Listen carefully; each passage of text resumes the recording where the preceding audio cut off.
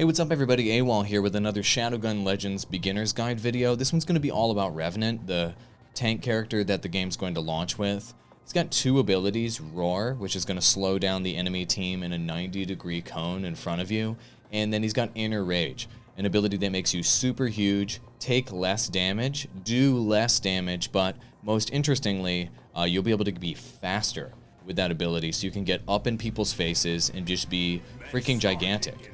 Which is wonderful. So this is a great tank character. I'm really excited about it. I've played a bit of this character in the closed beta, about 15 games, and I want to give you my best practices from the closed beta itself. So let's get into it. Your two weapons are going to be a machine gun primary weapon. This is it. This is the way aim down sights look. It feels very similar to a machine gun in a game like Destiny, to be perfectly honest. And your secondary weapon is going to be this SMG, which I love the sight on this SMG. Unlimited ammo on the SMG, of course, and it's good for close-range combat if you're in a pinch. Obviously, you want to use the machine gun as much as you can when you're in mid-range, and then you want to be using the SMG in short range. Because the SMG has a really high rate of fire, it'll make it so that you can essentially increase the number of bullets you can put in enemies and take them down more quickly when you're in their face. So what we're going to do is just go ahead and demo the abilities. Oh, I'm getting shot from behind. Perfect. This is a perfect opportunity to demo the abilities. There is the Roar ability, and then once you take down an enemy, notice how they were a sitting duck with that ability. So in a 90-degree cone in front of you, you'll see this sort of like electrocute looking animation on their bodies whenever the ability goes off, and this is the Inner Rage ability I was talking about a moment ago. I'm now super huge. I'm doing less damage, but I'm taking more damage, or I'm doing less damage, but I'm taking less damage at the same time. So you basically go into super disruptive tank mode, but you aren't an ice cold killer.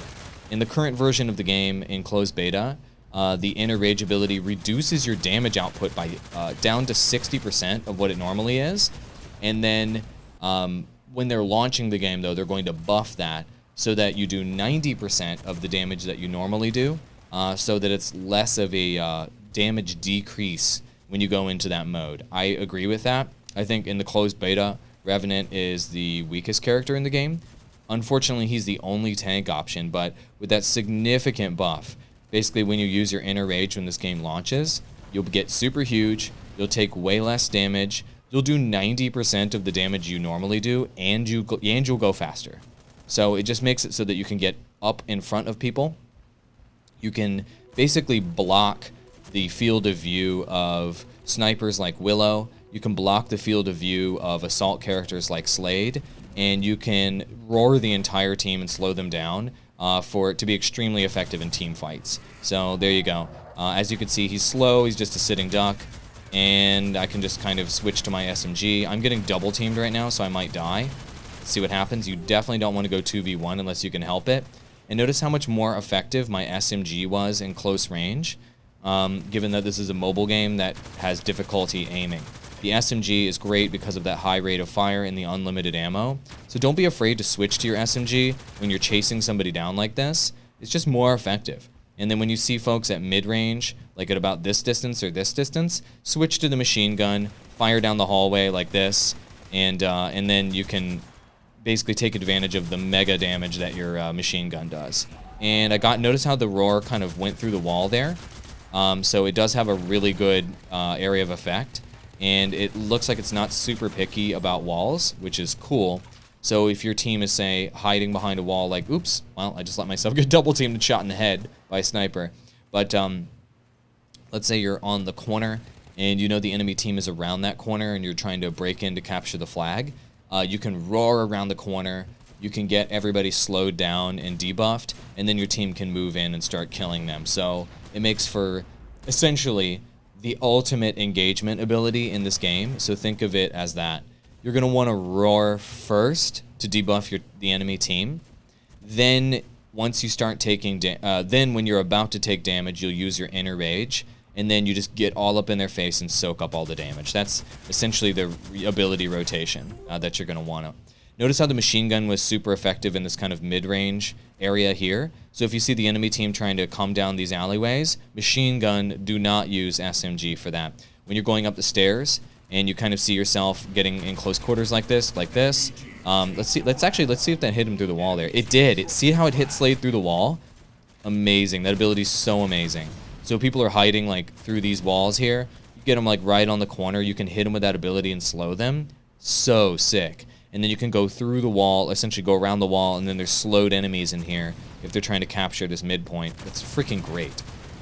So here's me getting super huge. Notice the difference in with Inner Rage. Notice the difference in move speed. The ability only lasts for a very short amount of time, but obviously you're attracting an insane amount of attention because you're so huge. Your eyes light up like you're on fire. I think your avatar gets something like 50% larger, 30, 40, 50% larger, and it just makes it so that you demand all of the attention from the enemy team, which is cool. If you can get up on a sniper like this, do it. Notice how I'm just going to slow the sniper down, then I'm going to left, right, left, right, left, right, so she can't hit me with a headshot. And that's the way to handle snipers like Willow when you get up on them. And that's the way the ability looks. That's the enemy Revenant right there. That's the way the ability looks when he gets big, especially when you get into this game upon the launch period in the first couple months.